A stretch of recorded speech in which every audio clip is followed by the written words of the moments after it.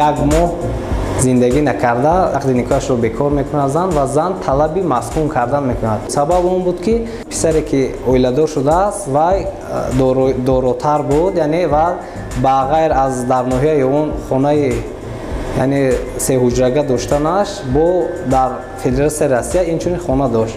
Мақсади зан ба ҳамин хотир буд ки яъне дар хонае ки бевосита дар ноҳияи он аст, дар он ҷо маскун шуда бо ҳамин роҳ соҳиби дороӣ шавад. Ба ҳамин хотир мо як норӯзигӣ оиди ин масъала навистем, яъне то суд ҳам рафт ин масъала, баҳсҳо ҳам шуд, зан маскун нашуд.